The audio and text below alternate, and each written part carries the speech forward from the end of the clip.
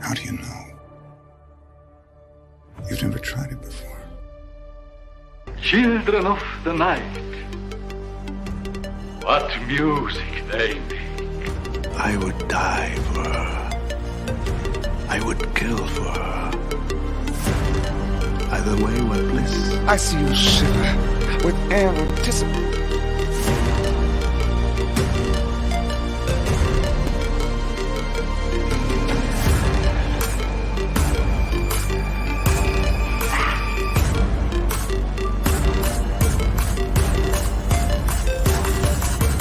Welcome to Fright Night.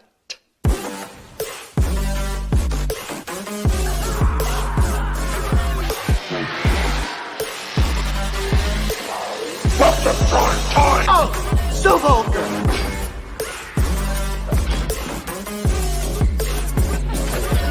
So, you are something you can't take home. You're talking about him as if he were a human being. That part of him died years ago.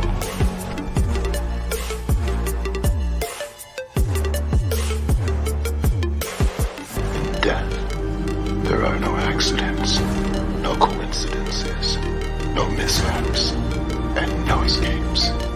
Such sights to show you.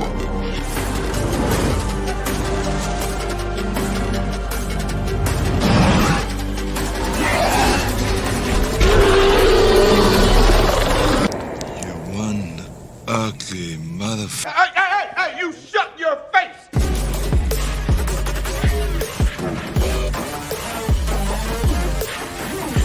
There's a formula to it. A very simple formula. What are you gonna do? Knock my block off? It's a scream, baby. Game over.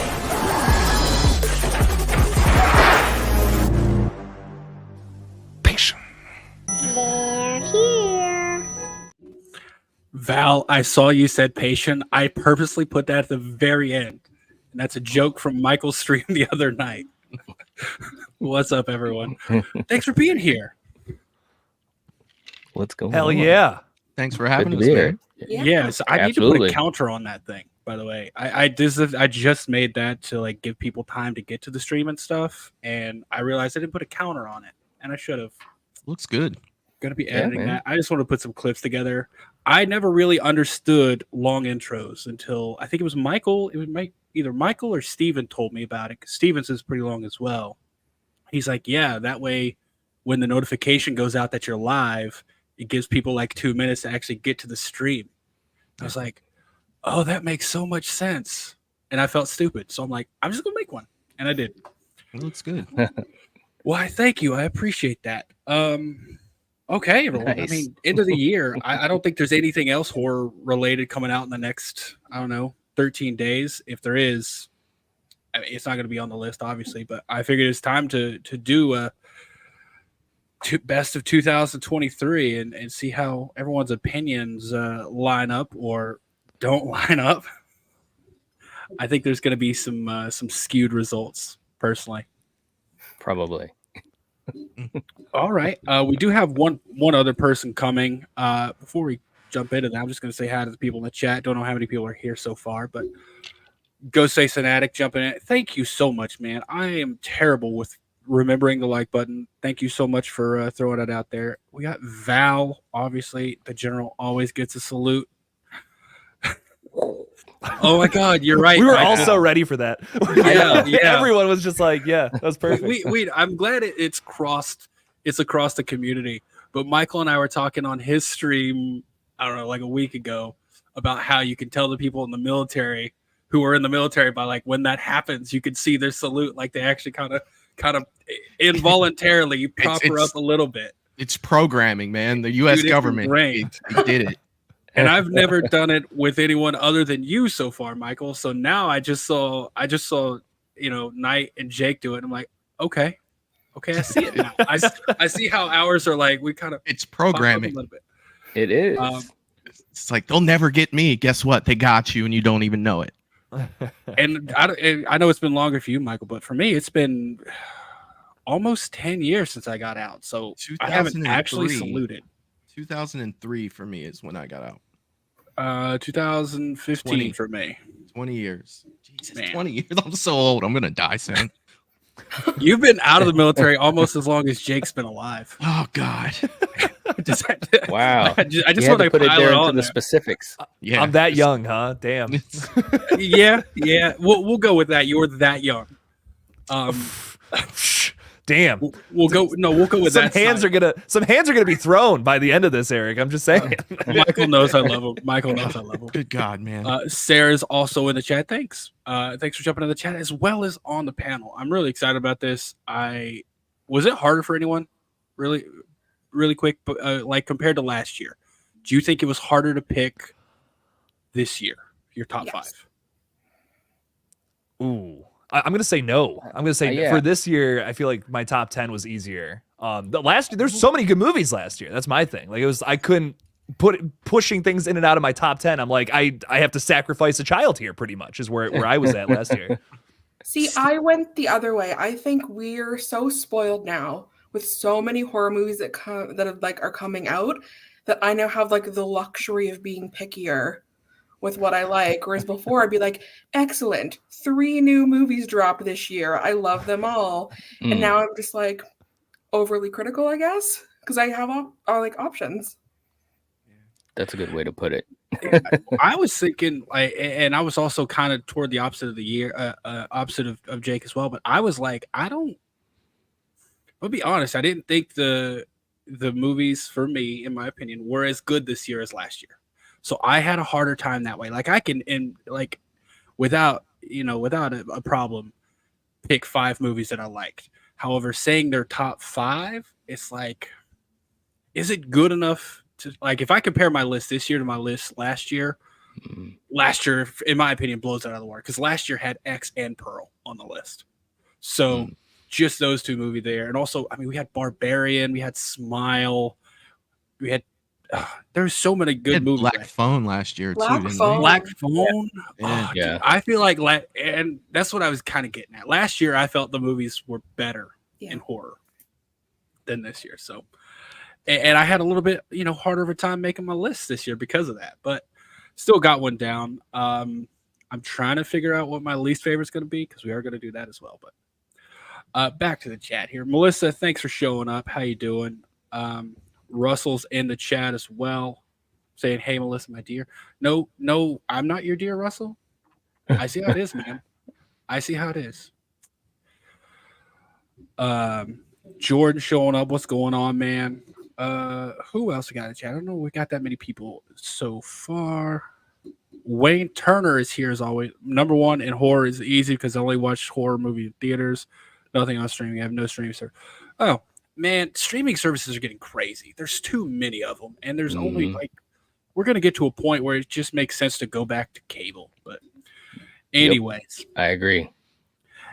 And we're now paying more for the same for what we used to get on cable. And I don't want to turn this into a rant, but I'm pretty sure y'all know what I'm talking about. Like, you got to go to 5 different places to find movies. And It's true. The Streaming wars is crazy, man. And eventually it's going to be better, because eventually Disney's just going to buy everything and put it all on one. So but until we get there, HBO Max, or HBO Go. Could you imagine saying, I'm going to go watch Terrifier 3 on Disney Plus?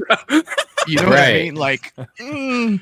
I think we'll get there, man. I think we will get there. It's like, hey, that was a Saw when I watched on physical media. Why is it Mickey Mouse now? What are we doing here? You're gonna see the Disney Castle logo before Art the Clown cuts someone in half long ways.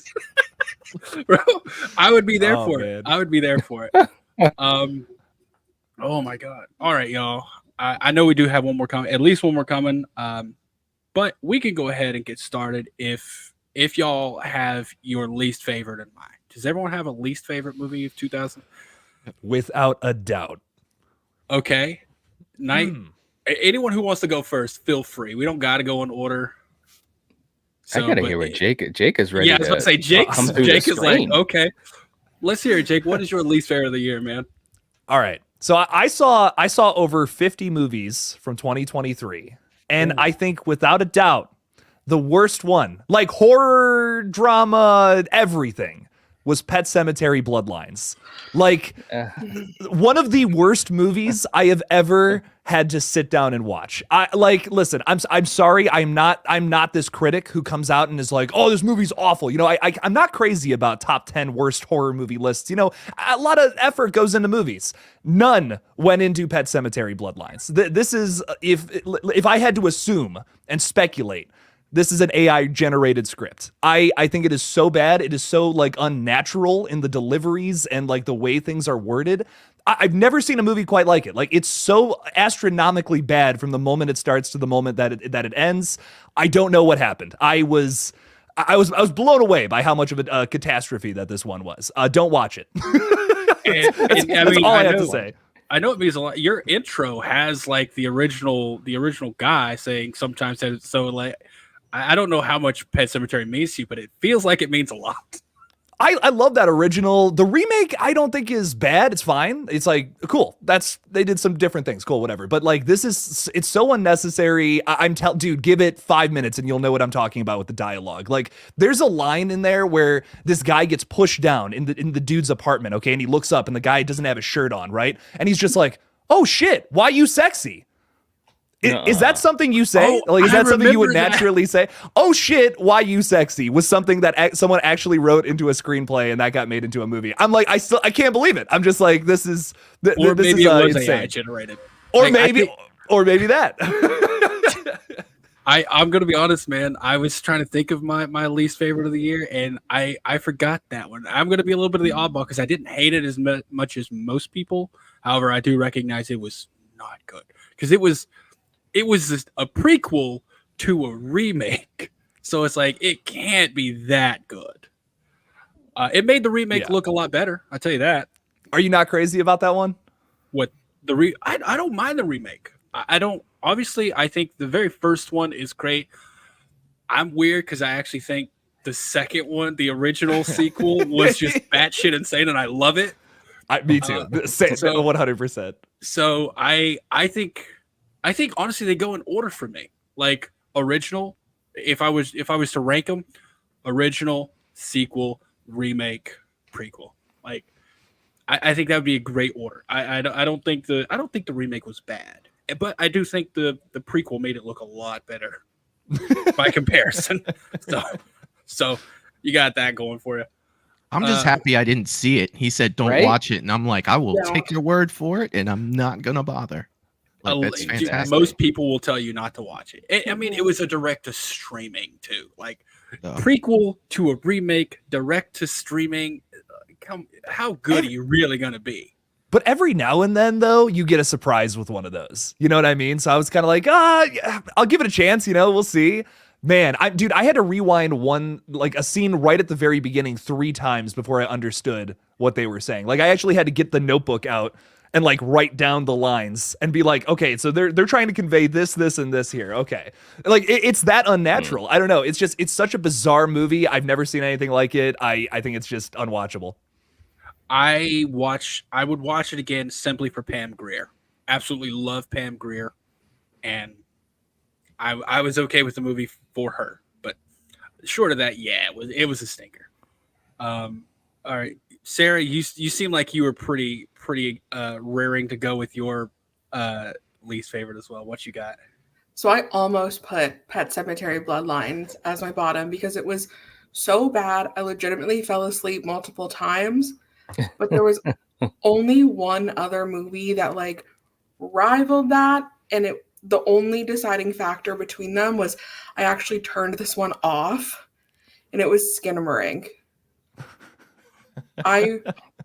I really didn't like it. And you know what? Sometimes things just aren't made for you. This one was just not made for me. I'm happy if you love it, but it's just that like experimental type movie is just not for me. Did not work.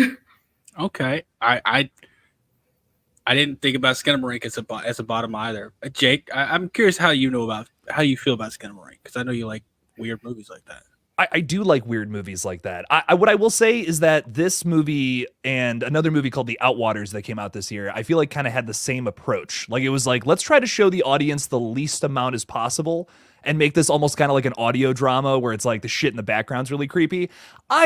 This doesn't necessarily work for me like 100%. But what I will say about Skinamarink is I appreciate it. I appreciate it for pushing boundaries, trying something different. It's instantly iconic whether you like it or not. I think that's the one thing about that movie that I respect a lot. And it's absolutely something I would recommend to people who want to see something that characterizes this year of horror, because I feel like it's definitely like a staple, whether you like it or not. It's got something to say, and I appreciated it for that. It wasn't necessarily like a 10 out of 10 for me. A lot of it is just the ceiling and the carpet. Like majority of the movie, that's what you're seeing. So I don't know. For me, it's like cool, badass. You guys had some excellent jump scares, but that's kind of all that the movie has to offer. So I gave it like a 6 out of 10. Okay, all right. We're just gonna go in backwards order here. Michael, what do you got as your least favorite? Kind of along the lines of what Sarah was saying. This was the movie that I could never finish. I never really turn things off. I usually just fall asleep. Maybe it's because I'm so old, right? Yeah. It was Winnie the Pooh, Blood and Honey. I tried to watch this movie. I did, but guys, it at the end of the day, it just didn't happen. And since it's one of those movies that you fall asleep and like you fall asleep and it's like, oh, I got to watch the rest of that. It's like, no, I'm good. It's fine. I'll just go ahead and move on with my life. It's fine. Yeah, I'll just go ahead and move on with my life. I don't feel like I missed out on anything huge here. So I'll keep it moving. But that's the least favorite for me out of this year. I really enjoyed Winnie the Pooh, Blood and Honey just for like entertainment value. As a horror movie, it was ridiculous, but it was so bad it was hilarious to me. And man, I watched it in theaters, and it was a packed theater. Like it was. What was even crazier was this is in Disney Springs. Like this was a theater in like Disney Springs shopping area, so it was a Disney theater packed. Watching Winnie the Pooh, Blood and Honey, and the entire theater laughed so much. Like when Winnie the Pooh knife hands someone's face off, like everyone laughed like you wouldn't believe. But I can respect that as a bottom choice. Knight, what do you got for your least favorite of the year? Okay, well, I'm going to cheat with this. I'm going to give you my least favorite and my most disappointing because they're kind of different. Okay, so unfortunately, Sarah made me remember how much I could not get through Skinamarink. We lasted, it had to have been just maybe about 14 minutes. That's all I had, bro. I could not. Coriander looks at me. She's like, "So we're gonna turn this off or what?" I'm like, "Yep, I guess we are." You know, I tried, bro. I tried, and at some point I got to go back. I got to go back just to see, because Jake, I know you love it, and that's all that kept playing in my head. Love is a strong word. Well, love is a strong word. Well, look, bro, you know I love you, and when you said that you were digging it, I was like, look, Jake, there's got to be a light in this tunnel, and all I could think about was Jake trying to guide me through. But bro, I had to turn it off. So that was the worst because I couldn't even finish it. But disappointing. We went to the theater, and this is not that it's a bad movie, but I was really disappointed, and that was Insidious. Red Door? Yes. I was so hyped to see it, and it's not that it's bad. It's not bad, but it just felt like there were so many missed opportunities, man. And I know that they had to make certain choices, for the story, and there were some that were interesting, but some that felt very... I don't know. It felt like it missed the magic of what made those first two movies really good. And part of that was the family dynamic. And I get it. This was years later. And obviously you have the family that is separated and that creates drama. But for me, it was just like, no, man, this isn't where I want to be. So it was just very disappointing as a theater experience. Because when I left, I was like, bro, why don't I love this movie? I don't know even how much I like it.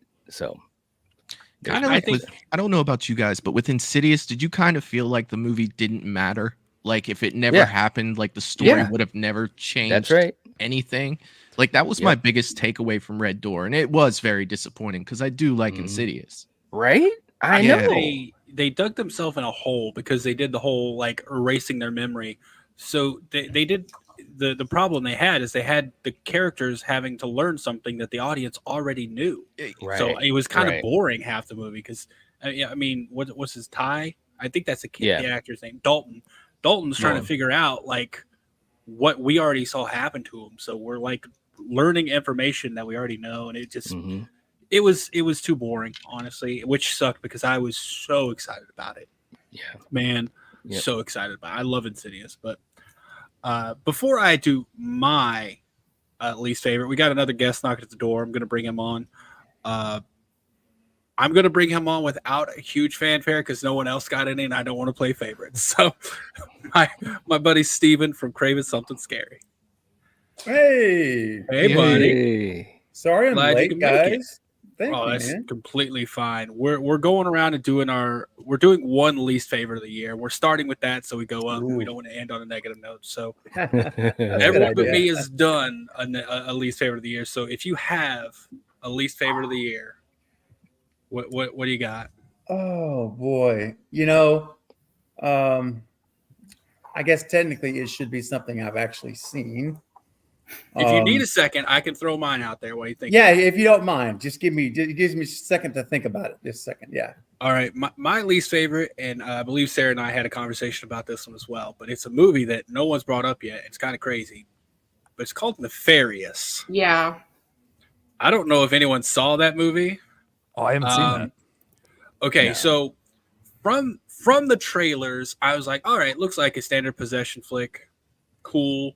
It has I really wish I could remember the actor's name. He was in one of the Saw films. He was the guy who acted like he was in a Saw trap to get famous.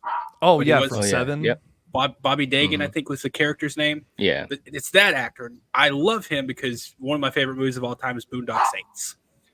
And he's like one of the main characters. And I'm like, okay, I'll go see it because I love him.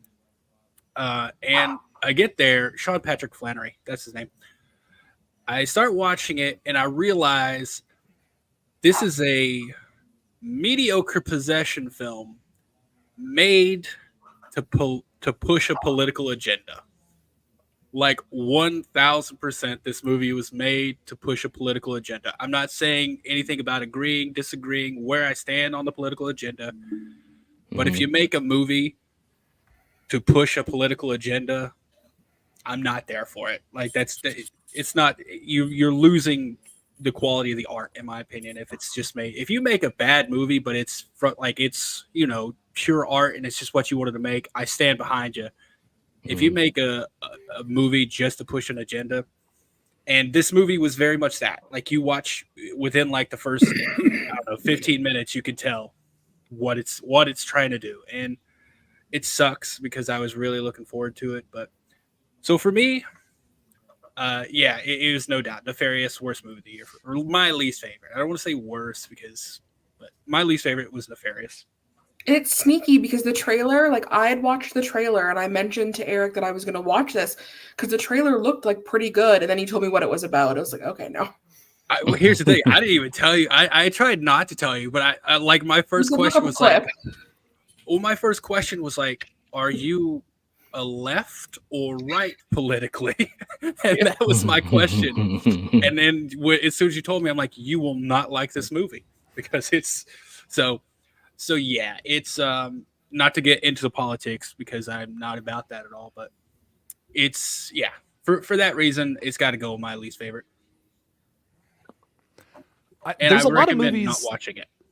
I feel like there's so many movies that like their main goal is just push an agenda versus just being an entertaining movie. Like you can do both. You can. You just don't make it the full force. It's like every scene is like cramming it something down your throat. It's like that's not a movie at that point. That's just the director, writer getting on their soapbox, Yeah, and I feel like it's getting more and more.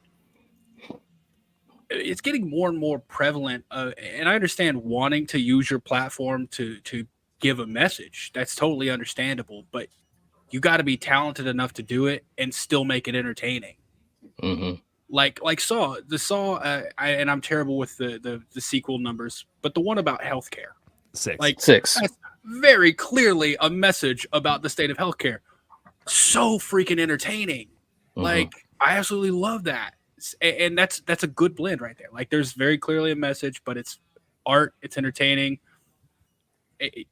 Great. But then this one, they could learn something from the writers of Saw 6. So all right, Steven. Well said. Man, you got your least favorite? All right. So there's two in mind. The one I want to say I need your help with because I did a watch party with this movie on my channel. And it was the one where the people were got into this accident and they were being chased down by a killer. And it turns out at the end, it was not staged, but planned. Remember this? I think Eric, you were on the watch party with this one. It was so bad. It was terrible. They were being chased down. They were being killed. And at the end of the day, it turns out that the people were in on it, that were trying. It was a purposely planned event. It wasn't an accident. It wasn't is anything ring a bell? It was like totally, not totally, not unseen. It was oh well. I won't belabor the point.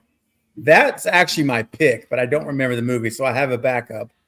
Yeah, I can't remember that one either. It's not ringing I blocked any bells. the name. It's so That'll bad. tell you how great it is, right Yeah, there. I was That about to nobody say. can Right. even remember.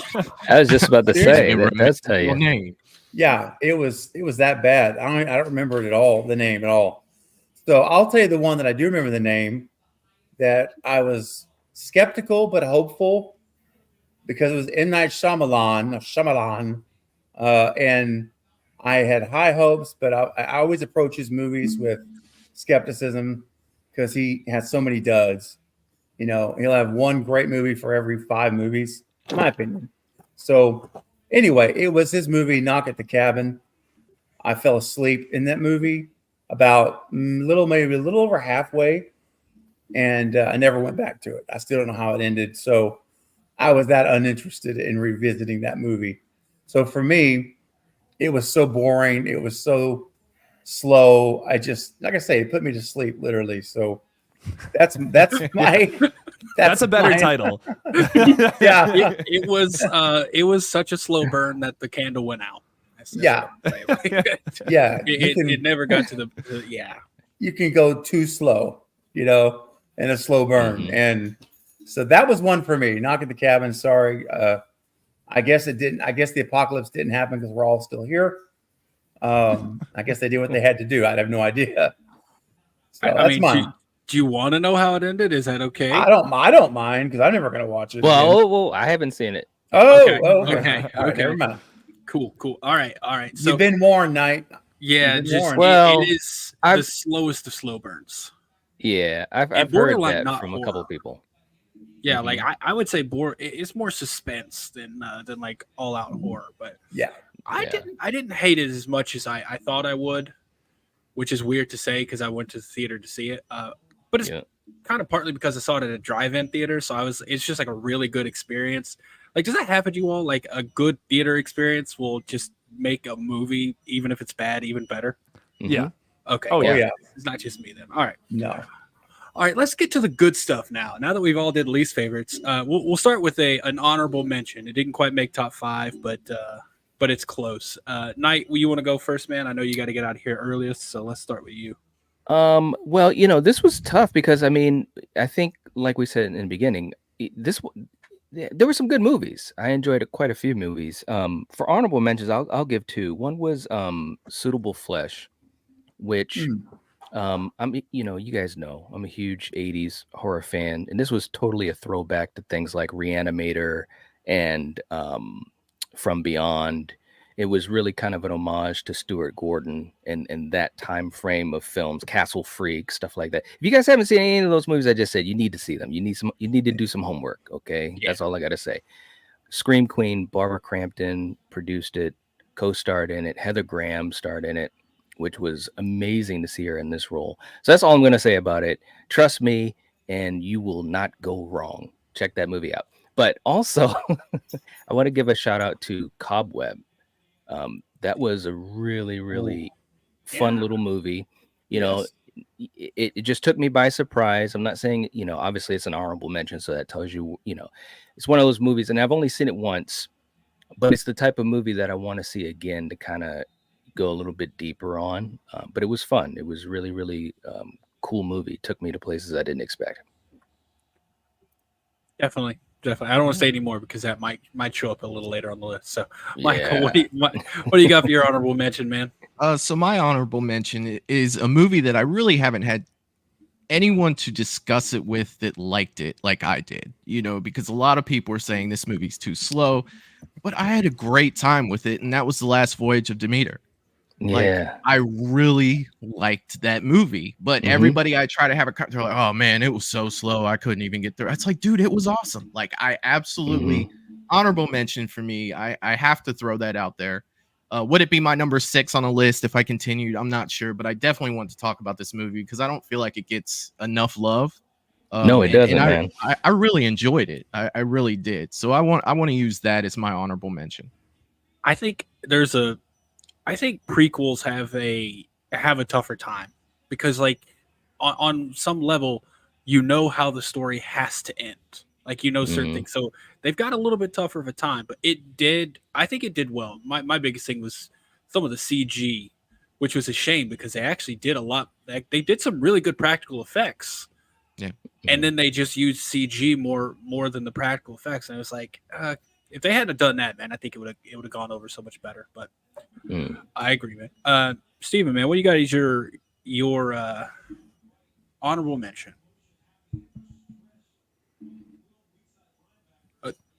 I can't hear you, man. Sorry. There we go. Can I do 3, or is that way overreaching, man? Your rules, dude. Your stream. How about I said 1, you said 3. Let's meet in the middle. Give you 2. Okay, thank you. And I want to preface by saying everything I say tonight is subject to change the minute the stream ends. Of course. I just want to have to put that out there. So if next week you hear me give a list and you're like, wait a minute, what happened to that one? Well, I felt differently that day. So, okay, 2 honor mentions. All right, I appreciate that. So I know which 2 I'm going to have to go with. I'm going to have to go with It's a Wonderful Knife, which is a movie that as you guys know, if anyone of you have been on my channel for any period of time, how much I've talked about this movie and met with many of the crew and the cast. And heck, I'm doing a watch party on not to promote anything, but the 30th with the director and the production side. So I like the movie a lot, right? And so it's out there as an honorable mention. If you haven't seen it yet, I still encourage you to watch it. It's a great Christmas slasher. And I won't give away anything, but just check it out. And then my other honorable mention I have to put on the list, and I'm sure this was this year. It was February, I think, was Megan. Right? Is it Megan this year? Yeah. Megan was this year. Yeah, that movie is another one I really enjoy. The unrated version, by the way, is available to stream. And I like it a little bit better. It shows a little bit more of just a little bit more of the kills on some of the kills. But I thought it was a really good movie. It was, I enjoyed it. I mean, you know, I think that Megan 2, I'm looking forward to it. And it was fun just to kind of see where that story went for me. So those are my honorable mentions for this year. I got you, man. I'm sure Megan's going to come up again. It didn't make it on my list. I'm going to be honest. I thought Megan was a little overhyped, but we'll leave that alone. Sarah, what do you got as your honorable mention? My honorable mention is Cocaine Bear. I thought that movie was so funny. I put it on sometimes when I'm bored. That kid Henry has some of the most quotable lines all year. Like, at least once a week, I say to my friends, I really wish I could forget that, but it seems like a thing that stays with a man his whole life. Yeah. It's just fun. Oh, it's just dumb fun, and sometimes that's what I want to see. I 100% agree. I'm going to be honest, didn't expect for Cocaine Bear to pop up on a list. but I'm glad it did. Jake, what do you guys your honorable mention, man? Dude, I just got to say, excellent choices all around. Seriously. Some great horror movies from this year, truly. It was really tough for me to pick an honorable mention. This is in my top 10, but I wanted to pick one that's like less talked about. And it's a movie that I feel like needs a little more praise. It's a Shudder original, which these don't get any praise. You never hear people talking about them because like they're pretty hit or miss, right? I loved this movie from earlier in the year called Birth/Rebirth. I highly recommend it for fans of like David Cronenberg, kind of like that kind of vibe. It's a body horror film to the extreme. I don't want to say too much, except it's got it borrows a little bit from like Reanimator for sure. Like it's kind of like the concept of bringing back someone who was previously dead, but there's a lot more to it than that. It's more of a character study on two people who represent the two sides of that argument in a lot of ways of like, should we bring dead people back to life? Should we not? Is that morally incorrect? You get that in your two central characters. And I loved it. I think it's a really brilliant, disgusting little movie, and those are my kind of movies. Nice. All right. I've never heard of it. I'm taking notes because I'm sure there's going to be movies that are written down that I haven't seen, and I want to go watch them. So I'm actually taking notes on these. Great choices. I think for mine, and this is one that hasn't been said yet, and probably, I don't know, someone will give me flack for it, but my honorable mention is Hell House Origins. I absolutely love the Hell House trilogy, and when I saw it, I'm like, it felt right at home to the movies. Kind of saw how the ending was going to come, like what the reveal was going to be, but I just loved the movie. Absolutely loved it. So for me, Hell House Origins, or I guess Hell House LLC Origins, the Carmichael Manor. The Carmichael Manor. Yeah. It's like I can't remember the subtitle, but yeah, so that's what I got for my number one. Or for my not number one. Ooh, no, it does not need to be number one. Honorable mention. All right, we're gonna go the other way. So Jake, we're going back around. What is your number 5, man? So my number 5 is Saw X. I really liked Saw X. Big fan of this one.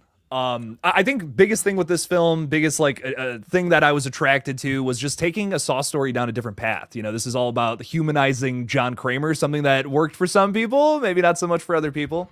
He's a villain at the end of the day, but we got to see a human side to him, why he's a little more into why he's doing all of this, which I thought it was really impressive that they were able to answer questions about the character in the 10th entry of this long running franchise. It made a bunch of money. People seem to really dig this one. I loved it. It's a must watch, I think, from the franchise in terms of like building the characters, showing Amanda and John's relationships. Some pretty gnarly traps too. Not too many people die in this one, but I think every sequence that does feature a trap is pretty gnarly for what it is.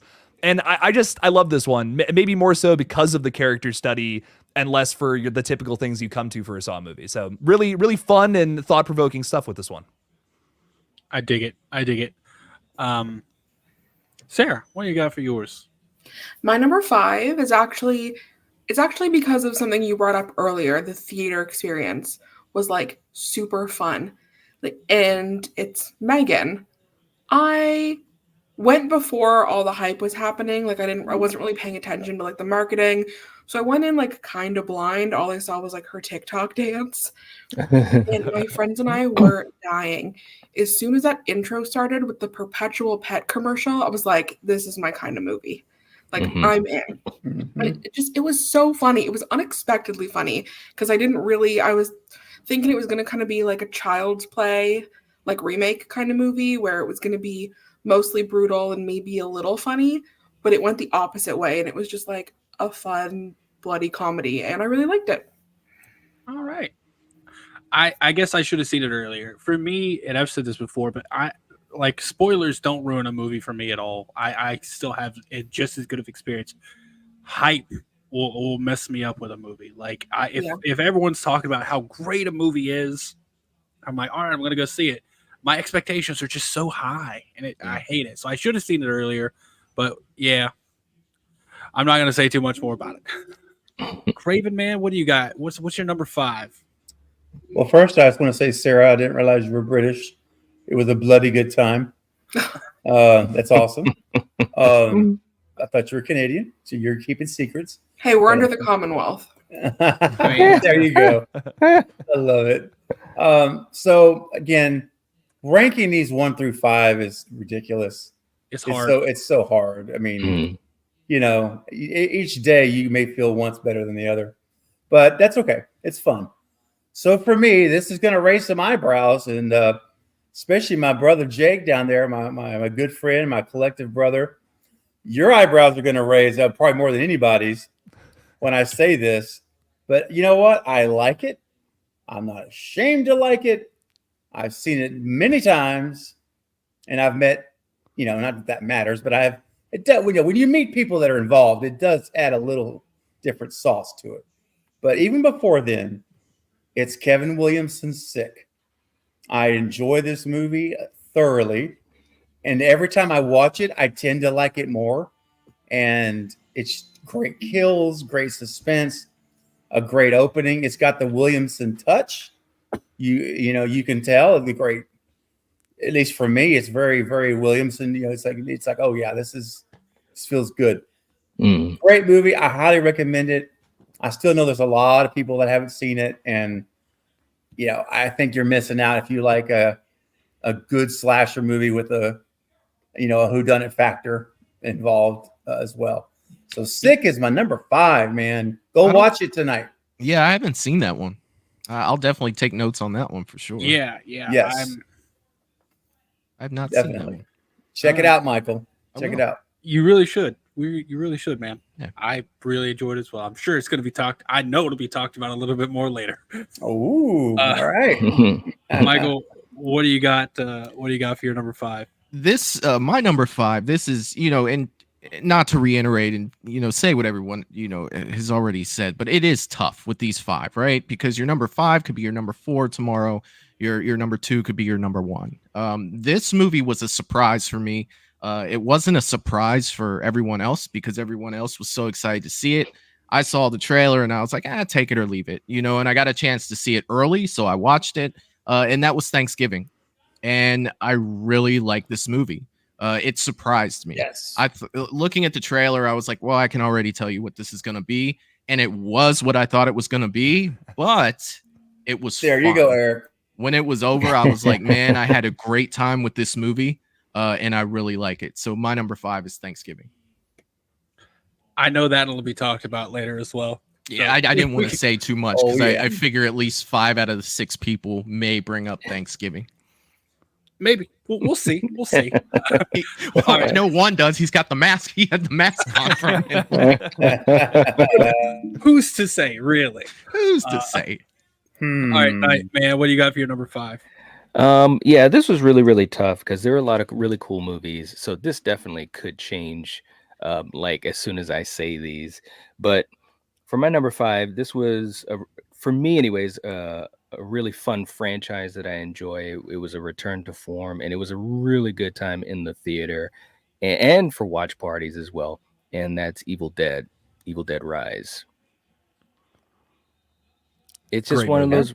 Yeah, it's just one of those movies that it gave me, you know, what I wanted. It had the Evil Dead feel. It had a little bit of freshness to it, which is really difficult to do, man, when you're talking about a 40-plus-year-old franchise and or 40-year franchise. And I think the performances were strong. I think we basically got probably the greatest Deadite performance in the franchise. And that's saying a lot too, man. And yeah, it was fun. I've watched it several times. It's always fun with a group of people too. So yeah, it had to be on my list. So Evil Dead I think Rise. we did a watch party of that, didn't we? We did. That movie is so fun. Like, Anybody got any glass to snack on? Oh Yeah, my exactly, God. right? And the effects, stuff like, dude, I was all right. Cool. Wow. We'll talk about that more later too. I know it. This one was a fun one for me. It's gonna be my number 5, and I don't think it'll show up anywhere else on this list. I don't think it'll be talked about again. But I really loved Totally Killer. I don't know, I don't even remember, at Hulu maybe, but it was dumb, but it was just so much fun. Like I loved how they were like picking fun at the whole modern society, like I don't know what's like socially acceptable now versus what was socially. I loved how they like poked fun at it in an actual funny way. I really enjoyed it. The mystery of who was the killer then. It's like, well, how are they the killer now? I loved it. So I had a super good time with it. I don't think it'll be talked about anywhere else because I'm going to be honest, I don't think it was great, but I really enjoyed it. So my number 5 is totally killer. And it's fun. Yeah, it's fun when I don't know. Just I can't say why. I just had a good time with it. But some movies are like that sometimes. It's like, it defies all logic, everything you preach on your channel about the things that you want. And then this movie comes along that follows none of that. And you're like, well, this is the best shit I've seen in months. This is fantastic. It's like it goes against everything you say about movies. Yeah, but I liked it. Like it put a smile on my face at the end of the day, right? Yeah, and that's sometimes it's all you're looking for. Sometimes I don't want to be, challenged. Yeah, challenged conceptually with a movie. I don't want some like high art film. Sometimes you just want a stupid slasher and some cheesy time travel jokes. Yeah, and this gave that in spades. So I'm not ashamed to say Totally Killer is my number 5. All right, moving back around the other way. Nightman, what do you got for your number 4? In number 4, well, I knew not everyone, but I knew this would be talked about, so I'm just going to throw it out there. I had Thanksgiving as number 4. Nice. Let me just say, even saying it right now, I don't know, man. I could maybe move that up to number 3, but I got it at 4. It was fun, man. We went to the theater. We knew what we were getting into. Eli Roth, kudos to him, and now having the green light for the sequel. And, you think about Eli Roth, over 20 years in the game or whatever, huge horror nerd, student in the game. And it was cool to see him so happy and giddy. He's like, I've always dreamed of having my own horror slasher franchise, I think is the way he worded it. And he says, and now I have that opportunity. It's like, bro, that's commitment. You know what I'm saying? So, but this movie was great. Whodunit, fun moments, good cast, great kills. And we literally are watching perhaps the birth of a new horror icon. I mean, we're right in the middle of seeing that. So I loved it. It was great. Maybe we'll talk about John Carver amongst Ghostface and Michael. You never know. In one day. It could happen. It was a lot different from the trailer that we got, years ago. Like that's right. It was something totally different than I thought we were gonna get, and it was just so much fun, man. I have to give it to him. Like it was. Yeah, I agree. Obviously, I think it's gonna be franchise. I mean, they've already announced part 2, right? Yep. They've already announced part 2, so we got a new franchise. I knew once the dude. I don't want to spoil anything. Never mind. Right. I'm not going to say it. I think it was pretty obvious they were leaving it open for a part 2. So yes, really quick, I'm going to say hey to Jerry jumping in. What's going on, man? We're only on number 4 right now. So what's up, Jerry? Yeah, real quick on that, Eric, just to give a little insight that maybe hasn't not really been publicly known much. But when I met with John, our actor who played the John Carver killer, Alex Armbruster, we talked backstage one-on-one. And he had mentioned to me when I talked about the sequel, want to see him in it, blah, blah, blah. He said that Eli told him that he's taking 1 year to write the sequel. Good. Which I thought was wonderful news. He's not rushing it. He's not doing a Scream 5 to 6 rush job. He's taking a whole year to write it. So it's going to be 2025 before that movie's probably made, I think that's good. I'm okay with that. I would rather take your time, give me a good movie. Yep. That's honestly one of the reasons I'm a little skeptical of Saw X. Like Saw, I guess 11 is because they're like, oh yeah, next year at Halloween. I'm like, come on, don't start this quantity over quality stuff. Like give it some time, write a good story, and they're not bringing the writers back. Come on now. Anyways, boy. Was that? I forget who we're on now. Are we on Steven for number 4? No. No, I think Michael's turn. Yeah. Oh yeah. Michael, what's your number 4? Sorry, I'm losing track. Number 4. Number 4. I have Saw X. This was another pleasant surprise for me this year. I do own all the Saw movies. I do like them, but I'm not like a Saw guru. You know what I mean? So it was one of those movies that I didn't see right away. when it came to streaming. I was like, all right, I'll check it out. And I couldn't be happier that I did. Like, I had a great time with this movie. I thought it was creative. I thought it was fun. You know, you get to see, what's his name? The Saul guy, you know, like John you guys Kramer. were saying. Yeah. Mhm. You get to see him in a different light too. Like the relationship he built with the kid and everything with the bike. And it was just like, man, that's not really what I thought it would be, but this is okay, man. I like this one. So that's my number 4, Saw X. Gotcha, man. It's a solid choice. I knew it was going to be on lists. So, all right, Craven, man, what you got for your number 4? Yeah, my number 4 is, again, a movie that has been mentioned earlier by someone else. And it's one that I think a majority of people, at least from people I talk to, they've never seen. And so I think it needs more attention. It's Cobweb. And I'm telling you, I went to that movie blind, pretty much totally blind. I didn't watch a trailer or nothing. And I watched that thing and I thought to myself, this is good. This is like, it's like, it felt like something fresh, something a little different and original and unpredictable. And whoa, the way that movie goes, not saying anything, man, it's really good, guys. So if you're watching this and you have not seen it, I promise you, well, I can't promise you for sure, but I promise that I think you'll really enjoy it, at least to go watch this movie. It's worth a lot more attention. So that's my number 4, man.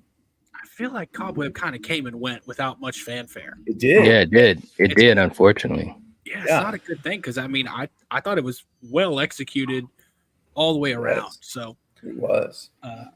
All right. Good. What do you got for number 4, Sarah? For number 4, I have Scream 6. It's no secret that I am not like the hugest fan of 5 and 6, but any day I'm watching a new Scream movie is a good day. I thought the kills were good. I will have a little vibe check with the crowd here that this is my last straightforward horror on the list. And I only gave it like a 6 out of 10. So this wasn't like my favorite year for horror. So that's just kind of level set our expectations with the rest of my list. But yeah, like it was good. Okay. Yeah. I don't want to spoil the rest of my list, so I'm going to refrain from talking. Jake, what do you got at number 4? I gotta say, before I even talk about what my 4th choice is I got to see this movie early, a month before it released in March. This one came out in April, and it means a little more to me for that reason. Maybe I'm biased a bit, but I just think Evil Dead Rise is so good. Like there's like maybe one minuscule thing I would change about the entire film. The rest of it was just pure horror bliss. I have never been just so happy sitting in a theater before, like after a movie. It was perfect. It's everything I wanted. It feels like a tonal sequel to Evil Dead 2013. It captures that same horrifying modern energy. I loved it. It's a great evolution of the franchise. I don't know. This is like, we're getting into 10 out of 10 territory here for me. I loved this movie so much. It's going to be one that will be in my rotation for many, many years to come for sure. I got you. Really quick before I give mine. Knight, I know you said you had to leave at 7, man. Do you need to go? I got a little bit more time. Okay. I just want to make sure. Yeah. Let me know when you got to go, man. And if whatever we still got left, you can rattle your list off. So yeah, no problem. All right. Because my number 4 is the same, Jake, I want to know what would be the one little thing you would change for Evil Dead Rise. It's a little too convenient that how they find the book. That's my only thing. Like just that little sequence. It's scary. It's cool. It's visually stunning. I think I would have just changed the earthquake. Maybe just instead of that, just they find it deep in the bow, like a secret door or something. Just something. It's a little too. It's the only part of the movie where I just feel like it pushes it a little too much. I don't know what you think is convenient about Cassie dropping the pizzas and destroying dinner, but I'm kidding, man. That does suck, dude. I mean, they got to go get new pizzas now. Dude, that whole movie, and once again, it's my number 4. I think Ellie is the most memorable Deadite of all time. Loved her. And Loved Alyssa Sutherland absolutely killed that. I love how like they modernized it, but they still did callbacks. Like you always have the always have like the tree branch scene but now you got a updated like modern version of it. The cold open itself, when she's like yelling off the words of the book, bro, like everything about that movie, I was like, absolutely loved it. And she throws the scalp down too. Like it's so ridiculous. It's so over the top. I love it. Oh man, it was just I don't even know. It came out of nowhere for me because I'm like, I do love Evil Dead. The remake with I can't remember her name. Yeah, Jane Levy from Suburgatory. I don't know if y'all have ever seen that, but absolutely love that movie or that show. But yeah, you're right. This is it felt like a sequel to that one, and I would love to get Jane Levy's character back and just oh gosh, it'd be so good. I hope she comes back and they kind of tie these two movies together. But yeah, my number 4 team up, man. Yeah, wouldn't it be great? Yeah, it would. So here's fingers crossed. Since we know that there are supposed to be 3 Necronomicon, so theoretically you could get Bruce Campbell, Jane Levy, and Lily Sullivan. I forget her character's name, which is terrible. Beth. What was I think. Beth? It was Beth. Yeah, easy as hell. Like, you could get them all 3 together, and I think that would be one of the craziest movies of all time. Because I mean, he would obviously just be hitting on the 2 women the entire time, and they would be kicking ass, and it would be great. So, anyways, that's my number 4. So we'll go back around for starting at 3. We're now in top 3. Nightman, what do you got? Okay. This was tough. I know I keep saying that, but it's true. This was a movie that, again, great theater experience. I got to admit, I've had some really fun theater experiences for movies in this year. And this was one that I had a lot of expectation for. There was hype around it. And for me, it did not disappoint at all. And that is Talk to Me. I had a lot of fun with this movie, man. It had a lot of great stuff in it. Not to give it away if some folks watching haven't seen it, but there were multiple times in the theater where things were happening. You see people physically reacting and stuff like that. I love seeing that. I absolutely love seeing that. It was fun. It was really, really cool. A lot of freshness to it. And I can't wait to see what they are going to aim to do with the sequel. Oh yeah. What is it? Rucka Rucka? Mm-hmm. Didn't they say something about they already have a story planned out for the opening, like how it originated of that movie? Mm-hmm. So either way, I think it'd be cool. So yeah. All right, moving on because I know that'll come back up later. Michael, man, what do you got at top 3? I just sound like I'm repeating everybody else at this point, but Evil Dead Rise is my number 3. I mean, there's not a whole lot to say about it that, you and Jake haven't covered other than the fact that parking lot at the end was bloody as hell, man. Like, shit was crazy. Yeah. Like, good God. And that was coming off the heels of like 2013's Evil Dead, which I loved. You know what I mean? So my blood in that one. Yeah, my expectations were high for it, and I wasn't disappointed. I had a great time with Evil Dead Rise, so much so that it's my number 3. Gotcha, man. All right. Craven, what you got your number 3? Yeah, my number 3. So my number 3 is going to be Scream 6. It was really because, it did a lot of things that they took a lot of shots, and I give credit to them for swinging, and did everything land? Not necessarily, but there were a lot of firsts that happened here that I wanted to see. Early killer reveal, 2 killers attacking 1 victim, right? And there's other things that I thought they took a shot at and did that were good. And overall, it's a great movie. I mean, it's not perfect. It's, anyone who's familiar with anything I've talked about, my feelings about some of the plot points. It's writing is where my biggest issues are with the movie. But having said that, like Sarah said, anytime we're seeing a new Scream movie, it's a good day. And I'm glad it did well so that we're getting a 7, although that's a whole that's a mess right now. Are we sure right now? I hope so. I hope that we're getting 7. Right now, great, this news is coming out. There could be something that just came out 10 minutes ago that says it's been canceled. Look, it could definitely, I could see it even being delayed and stuff, but hopefully, anyway, that's another subject. But for me, Scream 6, it made it to my number 3. Some people may think that was, I would have had it higher. But I think if you've been following me throughout the year, you're probably not too shocked that it's a let 3. But there were some good moments and a lot of great people that worked on that movie that, you know, that gave their very best and gave their very all to make that film. And so I think, you know, in those performances, I think were great. You know, barring Mindy Meeks given the rules in the park, I'll put that aside. But you know, but anyway, that's a soapbox. But I think that it was a great performances. Anyway, like I'm going too long on this. But yeah, you die. We had Batman. You know, Batman Dark Knight made an appearance. You die.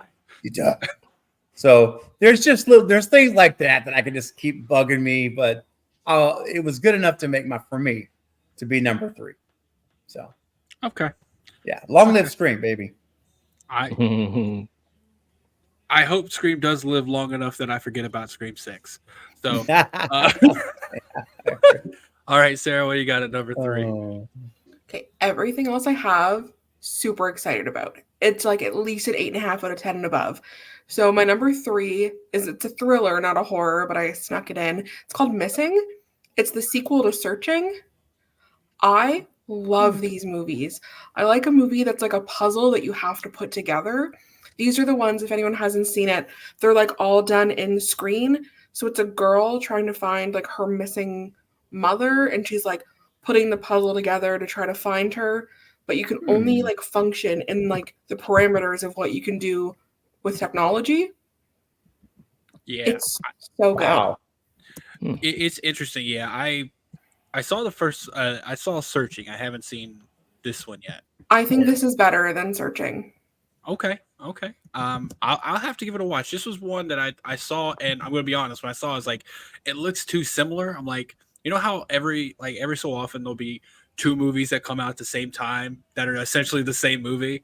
Like there was Friends with Benefits, and then there was No Strings Attached. They're the same movie with like different people. I thought it was one of those. I was like, okay, this looks like the same movie. I don't need to watch it again. But if you say it's good, I'll definitely give it a watch. I really, really liked it. Okay. All right. Jake, what's rounding out your top 3? Oh man. All right, we're going to get into the weird ones, ladies and gentlemen. So listen, I watched this movie last night for the first time, and it blew me away. I have never been so satisfied by a horror film in my entire life. This sounds very sexual right now, but maybe it is. Point being, Dark Harvest, if you have not seen this film yet, it is a disservice to your horror fan self. I loved everything about this fucking movie. 10 out of 10. Great, most underrated, under-talked about horror movie of the year. It is so bizarre, weird, and a distortion of like your typical slasher format. Like if take an 80s slasher movie where there's like crazy monster villain, whatever, going up against teenagers. It's the flip-flop of that, basically. The teenagers are fucking crazy, they're angry, and they're hungry, and they want to kill this fucking guy who's got like a bunch of candy inside of him, but he's a big old monster. It is fantastic. I loved everything that this movie was trying to do. Just like Scream 6, I feel like it just pushes the boundaries where those slasher movies like typically will just stay in their safe little parameters of things that they know work. No, this pushes it out. We're like, fuck it, we're doing something completely different. Loved it. A must watch. I've never heard of it until you just said it, and I'm gonna watch it tonight. So, dude, thank that. By the way, Wayne, another perfect example. Olympus Has Fallen and White House Down. Exact same movie. The same movie. Channing Tatum versus. But Olympus Has Fallen is better. 100% it's better. Like, shout out to Gerard Butler. Oh, dude, I love Gerard Butler. But there's very clearly winners when it happens. But yeah. Great. So my number 3 is going to be one that people are going to give me like a side eye, like, are you kidding me? But once again, I had so much fun with it, and it's The Pope's Exorcist. dude, bro, I absolutely. Listen, the books are good. It's fine. The books are good. Yeah, what? Wait, they're books? That's the last line of. That's Wait, the what? last line of the movie, like the last thing you see. It's so fun. It, like, me and Sarah, it's been our inside joke about this movie. The last thing you see on screen for this movie is like talking about the real shit that actually happened with the Pope, and it's just like, check out his books. The books are good, or something like that. Like, he wrote books, and like they're the last thing they do in this movie is advertise that to you. I'm like, that's so funny. What? Sorry, I didn't mean to interrupt. No, you're totally cool. I'm like, I don't know what you're talking about right now. Oh my, it's so funny. Sorry. What's again? I guess it's this way with horror, like with possession stuff, because I had one worst. My worst of the year was a possession flick, and then there was this one. I absolutely love what Russell Crowe did in this movie. He was so unhinged and just like, I don't care what you say, I'm gonna do this because I want to, and I'm gonna ride this tiny little Vespa across Italy, and just he was so weird. I don't know. I just had a great time with it. I love there was a little twist at the end that I can't say that I've ever seen in a horror movie when they kind of explain why things are happening, and it's weird that it's a possession movie that they leave open for sequels. Like, they literally like left it open to franchise this exorcism thing, and I was like, that's weird, and I dig it. So unashamedly, The Pope's Exorcist is my number 3. The sequel is happening, by the way. It is. I haven't looked into it, but I'm really glad that it is, because I had so much fun with it. Nightman, what you got at number 2? Well, I'm gonna give my 2 and number 1, because I gotta get ready to head on out. But I got you. And this has already been talked about, so I won't speak about it too long. But I mean, I had to have it on my list. It was a fun theater experience, but I'll explain in a second. So number 2, I've got Scream 6, and it was a fun experience in the movie theater. They did some new things. Issues though, some missed opportunities, way too many survivors. You know, that was just ridiculous. We know who should have died. You know, these Ghostface killers aren't that good. They're just there not. are more Ghostface killers that's ever been in a movie, and still more survivors than there's ever survivors. Yeah, It's they're not crazy. very good. I don't know about y'all, but the math ain't mathing to me. No, they're not effective. So that's at number 2. But I did enjoy a lot of it. There were issues, and you know, we've all talked about that a lot. So, but at number 1, look, I love this franchise, and it came back strong. I could not believe how good this freaking movie was. I had expectations, but I had a lot of fear, and that's Saw X. Yep. John Kramer is probably one of the most underrated icons with a franchise that's been around for 20 years. It's unbelievable how underrated he is as an icon. And I parallel that with Tobin Bell, who's just, to me, he's a treasure. And I wanted him to be front and center. I was hoping he was going to be front and center. And damn it, he was. And I thought it was to the strength of the film. I can't believe that they were able to do a film like this 20 years into the franchise. Not only that, but it fits in the middle of the first 2 films. So they were just so successful on so many fronts. It was a great story. I just had so much fun with it, man. I've seen that movie probably 5 times. It's crazy, you know. So I was loved also very worried about it. Like, I love the Saw franchise. I always say it's just a big, beautiful horror soap opera. Yep. And I was so worried because they were going in the middle. I'm like, I want you to give a good enough twist that it's worth it. But I don't mess up the rest of the franchise. We know what has to happen after this movie, so don't mess it up. And man, did they succeed with flying colors in that? They did. They did, man. All right. Oh, you know, the cool thing for Saw fans is, Night, like you said, it's been around for 20 years, and there's 10 movies. 10 movies in 20 years. Yeah. So you know, every other year you're going to get a Saw movie, and they're already talking about, you know, one 11. came out in 2023. Now one's coming out in 2024. You're going to have 11 in, you know, what, 21 years? That's crazy. That's It is, and man. people who love Saw, like, I'm jealous. I'm a Friday guy. I haven't seen Jason in forever. I'm almost jealous. Right? That, you know, the Saw people, That's it right. doesn't matter if this one sucks. We got one coming out next year too. Right? You know what I mean? Like, maybe that one will be better. But oh man, I'm so jealous. God. swear. Dude, I mean, I No, hope I they know. don't get that though. I hope they don't go back to we're just gonna throw a dart every year and hopefully one Right. hits the bullseye.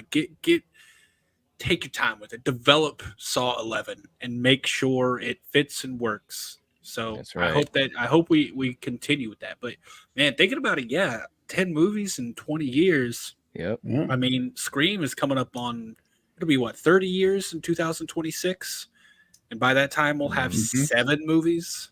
Mhm. Ideally, I'm pretty sure Scream 7 is going to be 2025. So Right. so by 2026 it'll be 7 movies in 30 years versus Saw's 10 movies in 20. Dude, that's crazy. I didn't even think It about is. that. But Yeah. all right, I mean, Nightman. Friday was on a roll too. I mean, we went Yeah, from they 81 were. to 89 and we were taking Manhattan, baby. You know what I mean? Like, Vancouver. Boxing lessons and everything. We're on a boat the whole time too. That's Yeah, the best you part. know, Friday Jason takes a cruise, and then you know, somehow sometimes you ends gotta up take a in cruise, crime. man. I mean, shit. Yeah, I mean, Jason sometimes needs you a gotta vacation. You know what I mean? you gotta magically get out of Crystal Lake, this landlocked right. water bottle. Don't worry about it. It connects. It I said, does. don't worry about it. It's fine. Just imagine. If you dream, it can happen. So It's a there's this magical little boat. creek that he swam down, right? And it connected into the. Oh my yeah, gosh. that's what happened. The only thing that would have made that movie more ridiculous is if Jason started singing "I'm on a Boat" by Lonely Island at the end. Right. Or Sailing by Chris Christopherson. I'd actually watch that. At this No, point, I'll watch anything. Yeah, at this point, like just getting Jason out there would be great. Yeah. But Nightman, if you got to go, completely Yeah, understand. Thanks for stopping by. Yeah. Yeah, man. This was giving fun. your Thanks list. for having me. Yeah, Take it man. This easy, was Knight. fun. Good to see you I tonight. enjoyed it. Yeah, good seeing you guys too. I'll catch y'all in a little whiles. All All right, later. Yep. All right. See ya. Later. See ya. Bye. All right, Michael. I believe you would be next with your number 2. 2. Okay. Talk to Me. Talk to Me is my number 2. I absolutely love this movie, and up until not too long ago, this was going to be my number 1. Talk to Me was different. It was new. It was fun. I cannot remember the actress's name who played the main character, but that girl is going to be a star. It was fantastic. The kind of like the ending of it so much. Like if someone hasn't seen it in the chat, I don't want to ruin, but how it kind of leaves it up to you to figure out which way that happened at the end. I really like that. Like, did this happen or did that happen? You know, and I love this movie. It didn't have a lot of downtime for me whatsoever. You know, even the good movies have a lot of downtime, and it's just I love this movie. Talk to Me is my number 2. Wayne, you know what movie that country. Wayne you know what country knows that for movie's sure what You movie know that- what country that He movie's already from. knows. Would you be playing coy, trying to throw out you advertising for Australia tourism right now? Wayne has had Saw. He's had, you know, Talk to Me at this point. You can't see Wayne's face, but I guarantee he's I was got about a to say huge smile on his Wayne face is like right the now. Aussies are coming up, man. We're gonna be I taking already over know. more. I already know. And man, I will say about Talk to Me, it's not on my list, but the more I think about it, the more I'm like, man, it definitely could have been. It would without a doubt be on my top 10 list. But all I'm gonna say is when he, and I'm not even gonna, I don't want to spoil anything. I'm just gonna say when he starts bashing his face in, that was his crazy. own face. I'm like, that is the most brutal thing. I was just like, I was literally sitting there like, I cannot take my eyes off the screen right now. Like it was literally like a train, like a train wreck. And looking at that kid, that would be the last person you would think would do that too. It's just like there's no freaking way he just did that. There's no freaking way. I mean, I like this movie so much. I almost bought the special edition that came with the hand. You know what I mean, for the Blu-ray. But I was like, no, I'm not looking at that every night when I wake up. Yes, Like, that's not saying, man. Are you happening. asking to be I'll- haunted? I'll end up picking it up to move it, and then I'm stuck in my chair like this with black eyes, seeing shit. Like, no, I'm not doing that. You know, I love the movie. I have it on, 4K. It's good enough. We'll stick to that. But yes, And man, that's number 2. Lamont, that damn song is everywhere right now, Yeah. and I listen to it all the time. It's Like, stuck in your it's- head, dude. Dude, it really is. It's so, it's great. All right, Jake, what do you got number 2, man?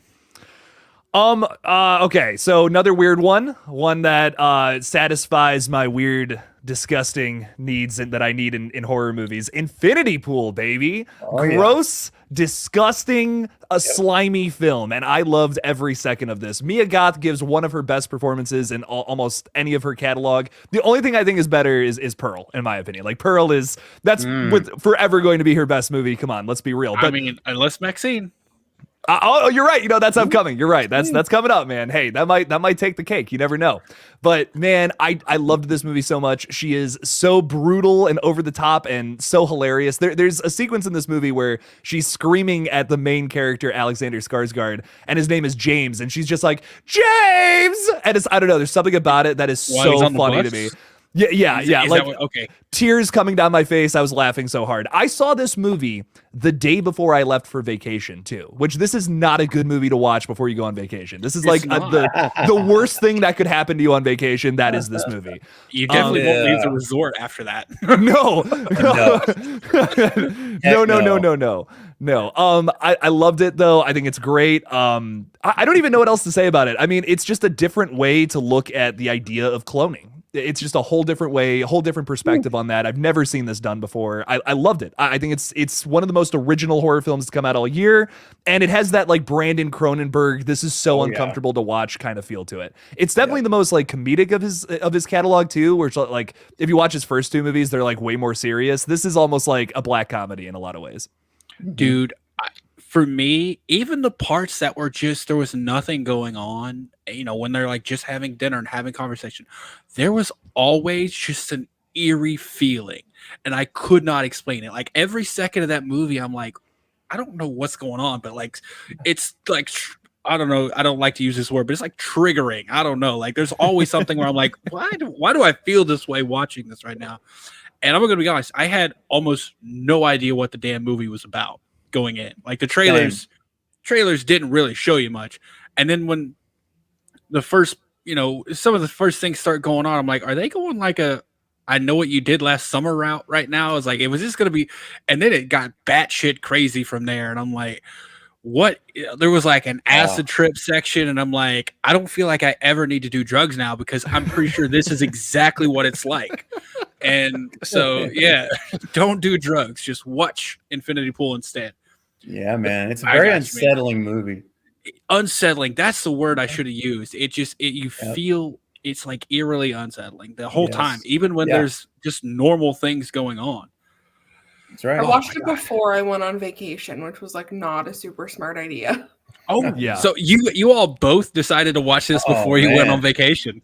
Dude, I mean like hours before I got on the plane. Like I'm not even kidding. Like I saw this movie and then like a couple hours later I'm getting on my flight there, and the entire time at the airport I'm freaking the fuck out. I'm like, "Oh no. Oh god." If Mia Goth and her husband come out of nowhere and tell me to go on a trip somewhere, you know, I'm like, "Nope, not doing it." For me, the most unsettling thing about the movie was the What's that? Casual conversation at the end. Like how like nothing happened, right? Like, nothing you saw affected us in the least. I'm gonna go home and start baking shit for my kids' bake sale. Dude, I'll see you next year. I'm just like, is this the end? Like, there's got to be more, right? Oh, dude, it was. Anyways, all right, Steven, what do you got at your number 2, man? Wow, that should have been one of my honorable mentions. Yeah. Number 2 for me is very recent film, still in some theaters down here, at least where I'm at, and it is Thanksgiving. I'm moving it up to number 2 for the year. I thoroughly enjoyed it. It was. We talked a lot about it, so I won't spend much time on it, but great kills, great. It was fun. You would laugh at times. Other times you were cringing.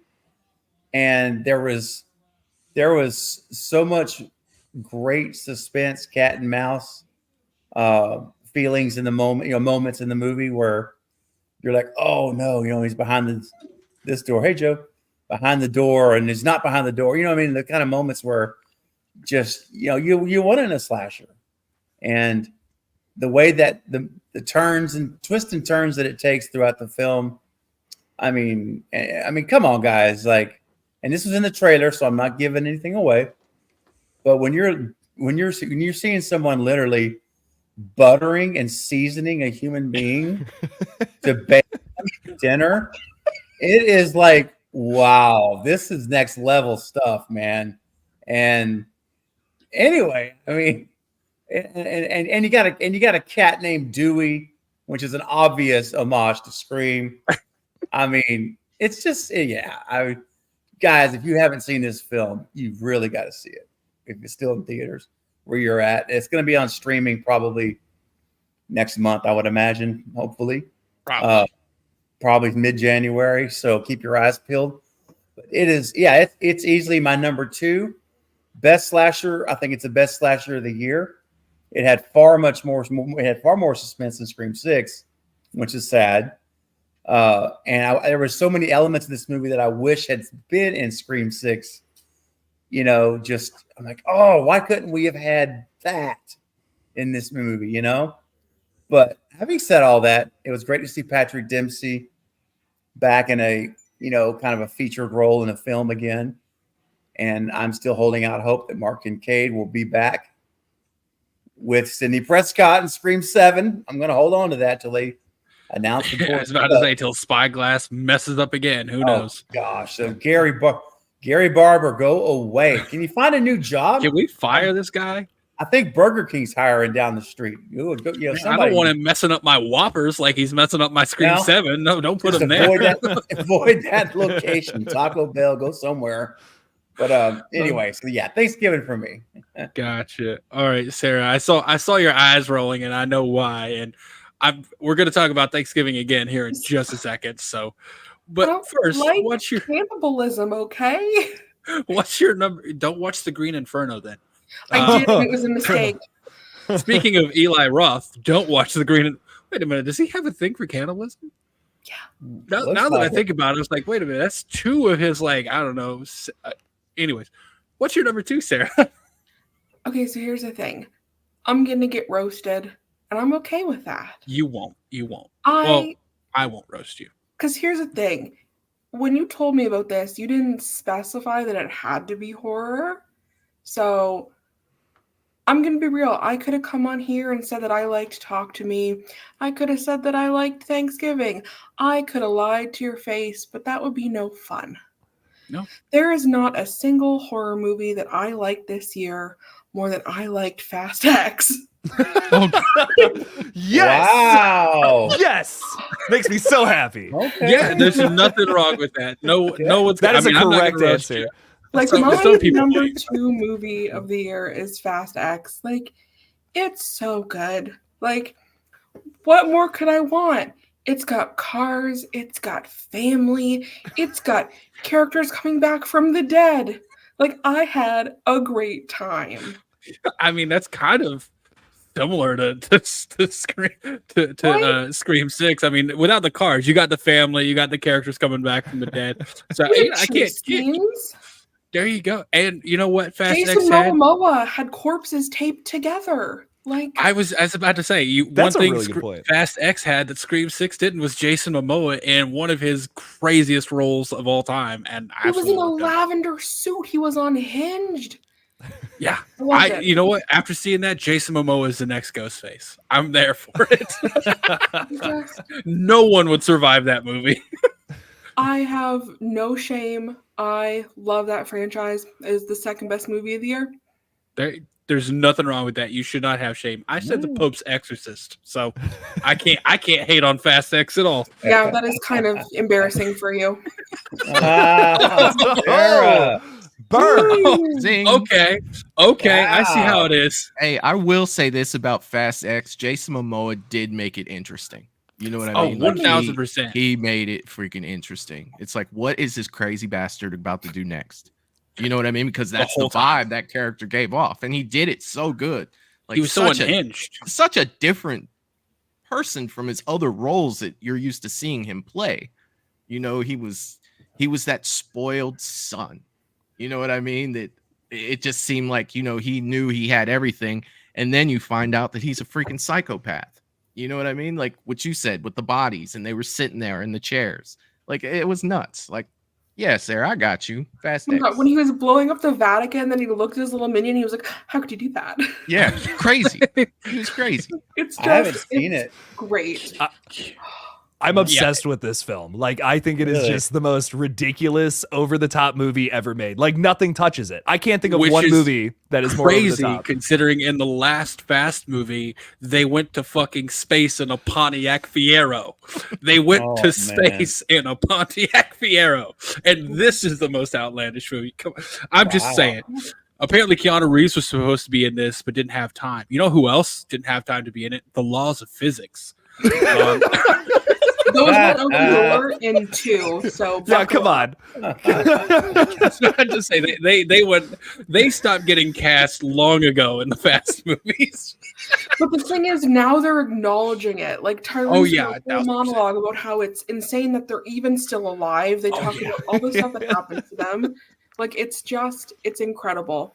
And I mean, space was kind of the only place you had left to go after hijacking a nuclear submarine. Yeah, that's why So it's you the already final went down. You frontier. gotta, yeah. I mean, and I think they announced that they were like Fast 11 would be the last movie, right? Yes. They announced that, which is I have no earthly idea or space idea where they're going in the next movie. So it will be really interesting to see. Can't wait. Okay, so after my number 2, we're gonna go back to horror. Or my number 2 is actually Thanksgiving as well, and I just want to say you're right, Steven, about the woman being like basted in the Yeah. trailer. Yeah. When that comes to the final part of that whole sequence, I audibly gagged. I don't Yeah. know what Yeah. like the effects they used when you know. I was like, oh God, what?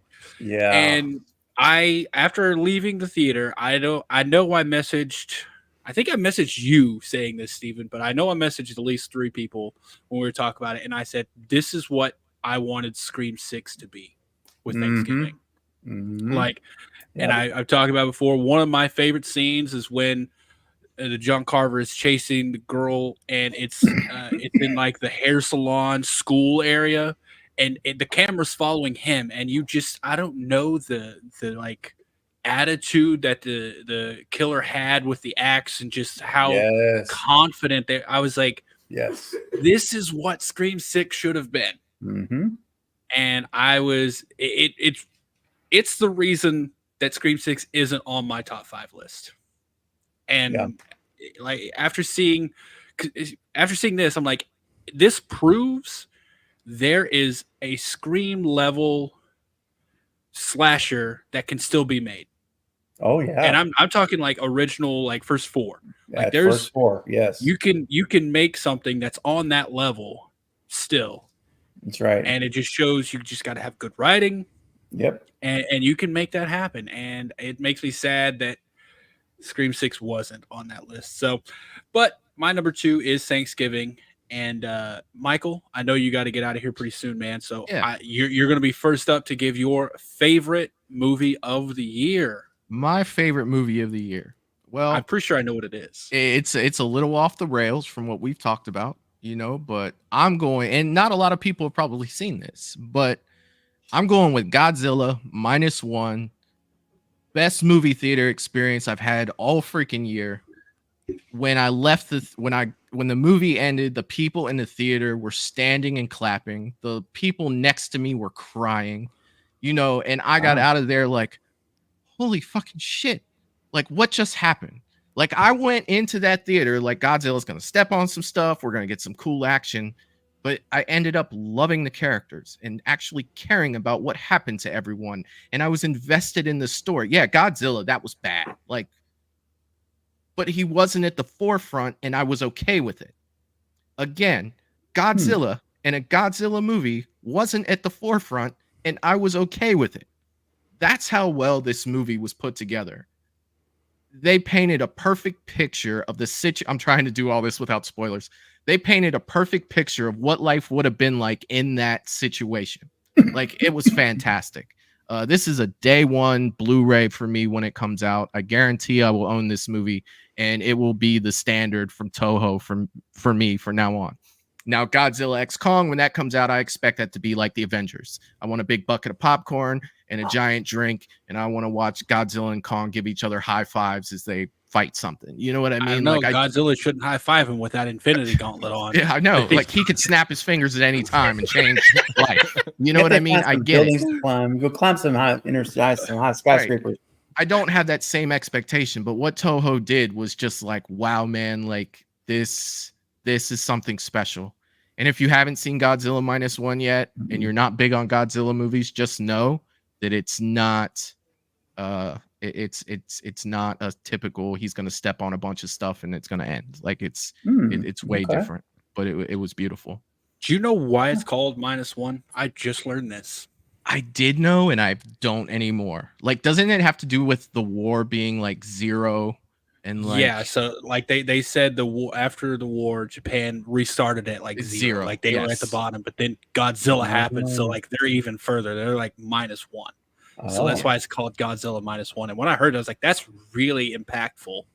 Like it's such a good title because a lot of people were like, oh, what's that mean? It's a stupid title. I'm like, well, it's actually really thought out and like kind of plays into the movie perfectly. Dude, it was a great theater experience for me for the most part. I had 2 jag-offs come in like 15 minutes late, and one of them right next to me, and they were literally in the 2 seats next to me. One of them was on his phone and didn't even bother turning the damn brightness down. Dude. And I had to like lean over and be like, bro, that's really bright and distracting. And then he got pissed at me for asking him to not be on his phone during a Godzilla movie. I'm like, why would you come to the theater if you're just going to talk on your damn phone? Go home and watch a movie. So that happened to me during the first Conjuring movie. And I was like, dude, will you just shut the F up? Like, seriously. Like, I was literally like, this is one of the best things I've ever seen in my life. Will you please just shut up for like the 10 minutes left in this movie? Oh, no. Yeah. So that kind of spoiled it a little bit for me. But, dude, Godzilla was, and his atomic breath in this movie, the best atomic breath I've ever. Atomic breath, the best. I still think King of Monsters, the god, like his atomic blast. That that I still think that's best. But such a good movie. All right, Jake, man, what's your favorite movie of the year? Favorite horror? It could be favorite movie if you don't want to go horror. But dude, I am gonna sound like a broken record right now, but Godzilla -1 without a doubt in my mind, man. I did not expect that at all. I was expecting to be the only one. If I'd have known, I'd have shut up halfway through that. Like, seriously. Dude, no, I'm with you, man. Best theater experience of the year by far. Like, listen, I love all of the movies on my list. I have like a 50 fucking movies on the list I'm going to talk about at the end of the year. Godzilla -1 is a masterpiece. This is the only movie that I think is just like perfect from start to finish. I don't know. I loved everything about it. I was crying. I was cracking up. I was losing my mind, jaw on the ground over certain sequences. I don't know. It's one of the best blockbuster movies I've seen in a very long time. And I've been very disappointed with like more of the like American blockbusters that have come out over the past couple of years. This was such a refreshing, like, whoa, that was a movie right there. You know what I mean? That was something you can sink your teeth into. And they made that with only 15 million. Dude, and a lot of hard work. You know, that's one of the biggest things about it.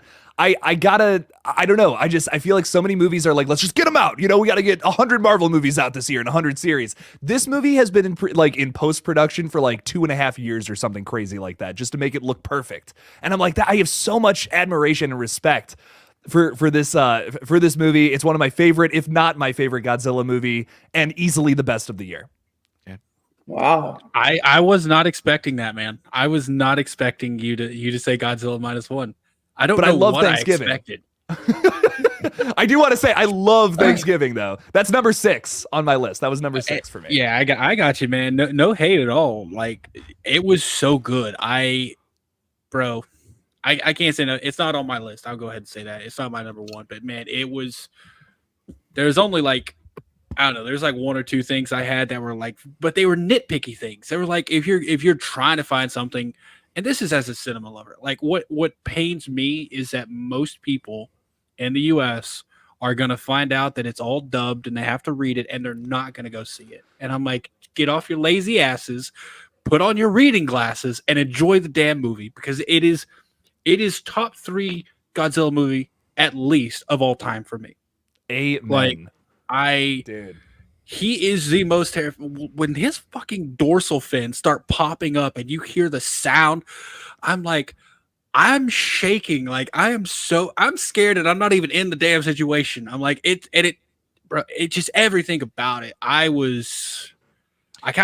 The only thing I will say that like nitpicky is I knew what was going to happen with the main character. I'm like, I know what he's going to do.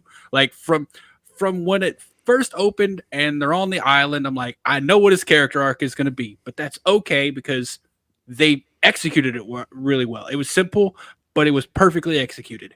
I love a tale of redemption. I do too, man, dude. It was, and I gotta stop talking about it. Y'all go see it. Like, yes, you have to read it. You have to read captions, but it is so worth it. Oh God! All right, Steven, man, what's your top movie of the year?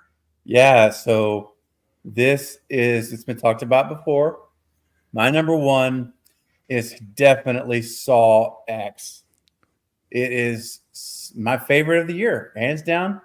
It's my favorite sequel in the franchise, which is, think about that, guys. This is the 10th film, and it's, for me, my favorite sequel in all the franchise. And I don't know how many movies you can look at that have 10 movies and that's your favorite sequel. I think it's a small list if any. So I won't go on too long about it because you guys have already hit, a lot of the main points, but a couple of reasons why it was my favorite movie. Number one, I felt the writing was so good, and they were so careful to not jack up timelines, retcons, because I was worried they're going to mess stuff up, and they didn't. They actually didn't at all. And I also love that this, to me, outside of the first movie, because we're talking about sequels, this was the most personal film of the franchise for John Kramer outside of the first film. And arguably even more so. You could make a case that's even more personal. And I thought that was tremendous because it was like more of a personal revenge story than just a moral observation story. And I think that was, for me, really made a difference. But just how it was done and how it all came to a close, and you guys know how it ended, who've seen it. Wow. I was just like, yes, just applauding that movie. So perfectly well done. It's that good.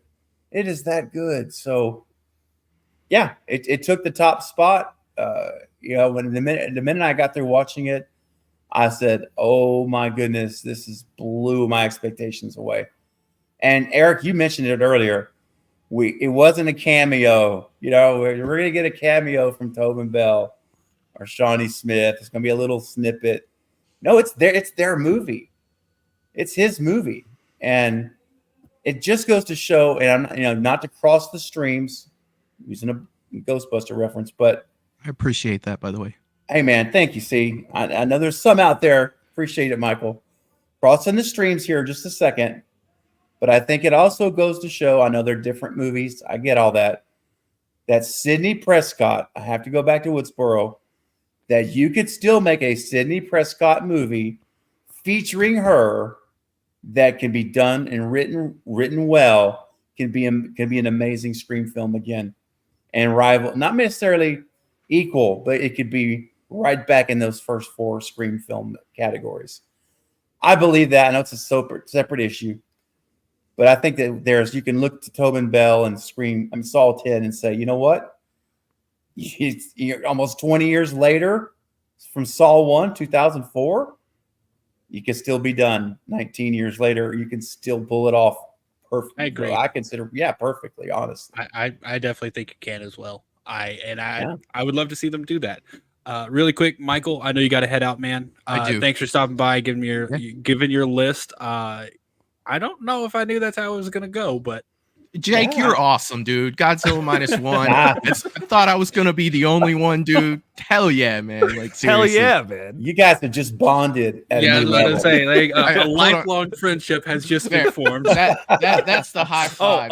There we go. trying to get. Hey, There look, it is. look at that. There Oh, it is. okay, yeah. But thanks, Eric, dude. This was a blast. You know, it's always great to hang out with you guys, you know, on here, especially hitting something like this. It was fun. I do have to run, but thanks again for having me on.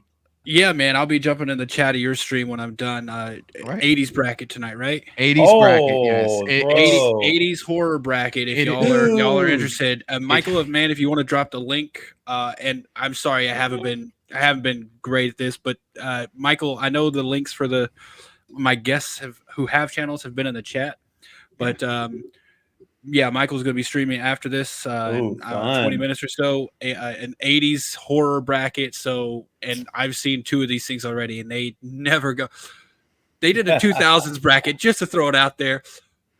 Freddy versus Jason got to the finals, Semifinals, yeah. semifinals, and American Psycho didn't make it out of the damn first round. Like, how does that happen, you all? Strength of schedule in a tournament, you never know who you're going up against, man. I mean, True. it's crazy. Like Freddy versus Jason was the ultimate Rocky story of that tournament. It was the underdog.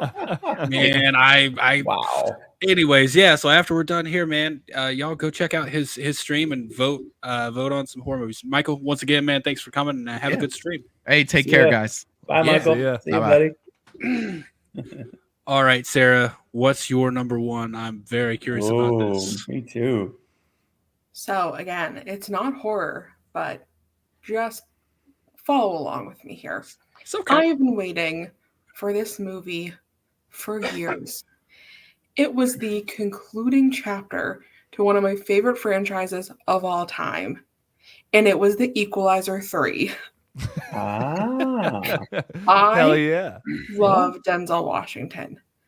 This is like if the entire John Wick franchise had like real heart, like in every installment. Like, I prefer this over the John Wick franchise, like hands down any day. I will say the first John Wick is probably my favorite out of the bunch, but as like an entire body of work, the Equalizer franchise is perfect. It literally gets better with each installment. Like, I thought the first was great. The second with Pedro Pascal, like, blew it out of the water. And this third one is like the full conclusion. He comes full chapter and just like finally finds peace. And it's also just like the most violent thing I've ever witnessed. But it's so well done. Like, it doesn't need any more. Like, I don't know how they're gonna do a John Wick 5, and honestly, I don't want to see it. They haven't been good since 2. But with like the Equalizer, it's like they planned the full arc of his story out in these like 3 like movies, and it's this beautiful little package, and I love it. I will say part 2, Equalizer 2, when he's talking to Pedro Pascal in the group, and he's like, the mistake you made was you killed my friend, and I'm going to kill all of you. And the only Disappointment in it for me is that I'll only get to do it once. And I'm like, and then he walks away with the guy's kids, like just smiling, and you're like, oh my god, he is insane. He is the most terrifying person. Help and that you- company. Yeah. Oh, so okay, yeah. It was good. I still prefer John Wick 1 and 2 over, but Equalizer, I was blown away by. The first Equalizer and the second one, absolutely blown away by. Has anyone seen the third one? I haven't seen it yet. I watched it about 2 weeks ago, actually. Oh, it's You beautiful. haven't seen any of the Equalizers, Jake? I haven't seen any of them. Really? I've seen all the John Wicks. I love all of those. I have not seen any of those though, unfortunately. Dude, watch Equalizer. Like, they're kind of on the same level, but I mean, Denzel's like a legal killer, not a not a mob killer. So okay, it's okay. very similar. But Yeah. Denzel sells it. He just Hell yeah. The second one is, it's incredible. Honestly, it might be the best out of all of them, but like 3's great. Oh yeah, in the second one when he walks in, he's like, "This is ordinarily the time I would give you a choice, but not tonight. Give me this, give me this." Because that's kind of the shtick. Jake is, he, like Saw, he will always give you a choice to do the right thing and get out of the situation. And when you don't, you die. Like, stuff goes down. And but unlike Saw, morally he's in the right. Like Jigsaw is most of the time not in the right morally, in my opinion. But he's objectively in the right morally every time. He's like, yeah, you're doing a bad thing. I'm gonna give you the option to stop, or I'm gonna fuck the rest of your life up. And those are the choices. And yeah, so watch those movies. Definitely. I'm really surprised you haven't seen them. Action is something I haven't gotten into as much. Like I've seen like some of the bigger ones. Like I've seen like Die Hard and like John Wick and stuff like that. But like I haven't gotten into some of the like there's a lot of like Jason Statham movies I just haven't seen. Like stuff like that. Like I don't know. You could skip some of those, man. Yeah. I've seen one or two, and I'm just like, I don't know. Did you see The Mechanic? No. Watch The Mechanic with Jason Statham. Okay. If you want like a good Jason Statham movie, watch The Mechanic. Yeah, that one's great. But anyways, the last thing I'll say on it is I think what separates like this from like other like action franchises is like at the base of it is like actually a really good story, and it's a through line through all three of them, and he has like a full circle like come to Jesus moment, and it's great. Yeah, hell yeah. All right. I highly recommend them.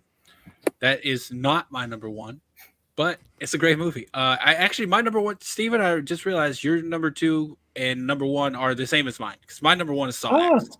Oh, there you go. I had such like fear about that movie because I love Saw so much. I'm like, I don't want them to mess it up. I'm like, just do something safe and make sure it doesn't mess up what's already been established. And they delivered so much. They realized that they messed up by killing John Kramer off in 3 or 4, and they're like, we got to bring him back. And they did, it in a way that worked.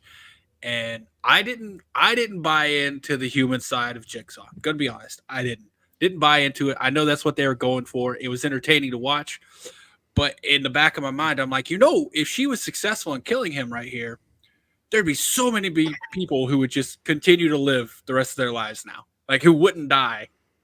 And I'm like, that would either way, it's a win-win right now. Like, but I just love the movie. They did so well. The traps, there was only one trap that I had a problem with, and it was the one that closes over the guy. I'm not gonna say what it is. I'm like, I wish we could have seen more of the outcome. Yeah, like, I understand. He basically just turned into like a shawarma meat block. Yeah, but I wish that I could have seen more of it. I don't want to give too much away, but that's pretty much what happens, And yeah, man, Saw X. I'm really excited for it to come back in the way it is. However, I'm a little worried now that why wouldn't you bring the same writers back? We love it because of them. Like, we love what they did. It's just, yeah. Josh said he's like, we're sitting this one out. It's more so like we just did the last 3 of these, so let's have someone else take a stab at it. I think it's less that like they were fired or something like that. You know what I mean? I guess that makes it better, I guess. However, I think what they did, they put heart into it again, like, which is weird to say for a Jigsaw movie, but that's like, true though. They put something in it that actually meant something, whereas like Spiral. Jigsaw, like these just felt like we got to find a way to continue it. We got to find a way to keep it going. Yeah. Whereas this one felt like we have a story we want to tell, and that will always win out. That will always win. True. And I just hope they continue down that route where it's like, hey, we got the story we want to tell that would fit in. Not we know a way we can make more money and keep the story going. That's not good. So there you go, y'all. Saw X, my number one. I guess thinking about it now, there has been a lot of really good horror this year. Because after like looking at my list and y'all, some of the ones you've been throwing out there, I'm like, wow, that could have been on my list. Well, that one also could have. So I guess there's more out there. A top 10 list would be better, and I might do one of those for individually. But yeah, this was really fun, man. This was really fun. It's making me realize a little bit more because I even posted about it. I'm like, making a list this year is harder than it was last year because I didn't think there was as good a quality. But yeah, thinking about it now, there was some good stuff. I can't believe Talk to Me didn't make it to my list. Man, Talk to Me was Anyways. All right, we're probably going to wrap up here. Before we jump off, do you guys have anything you want to plug for your channels? Feel free. Jake, what do you got coming up? What I will say is my list is completely wrong. Fast X is the only movie that you need to watch this year. So watch that. That's Thank you so much. I got you, Sarah. Killjoy Jake, check it out. I talk about movies and stuff. Yeah, check it out. I don't know. That's all I got. That's it. Are you going to be doing a separate? Are you taking the rest of the year kind of relax? Oh no, I'm still doing stuff. That's I don't know why I'm being so vague right now. Like, am I trying to keep this a secret or something? I would just say, man, if you got any streams planned or any big events coming up, feel free to throw them out there. You know what? Eric, you reminded me. We're doing a big stream. It's been a year since I made a fan film called Red Right Hand on Wednesday. So we're doing a little stream, getting the cast and crew back together. We're talking a little bit about holy shit, it's been a year since that thing came out. So let's bullshit about it a bit. So come on by on Wednesday and say hello. Okay, so now that you've brought that up, a perfect segue for me. I don't know if you've been watching, but Michael, Movies and Beyond, and myself have been doing this thing every week where Monday on his channel, Tuesday on my channel, we get together and we watch fan films. We do a watch along and we talk about them. Would it be okay with you? I'll ask you offline. Yes, anyways, I already know what you're. Yes, absolutely yes. Dude, have you seen Roseblood, the Friday the 13th one? I've heard of that one. I have not watched it yet, though. Dude, we watched that one. We reached out to the like creator of it, Peter Anthony.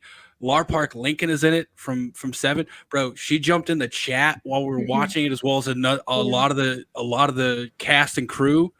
Dude, it was such a good time, and like we love getting the people like who worked on it, because they can be like, oh, check this, this is why we did this is what happened. And that's really what it's all about. It's like, oh, fan films, we're just trying to give them some love, because if you do a fan film, and you can attest to this because you've made one, it's out of love for the whatever it is. It's for the material, because you can't make any money off of it, because they, it's copyrighted material. It's the intellectual property rights are owned.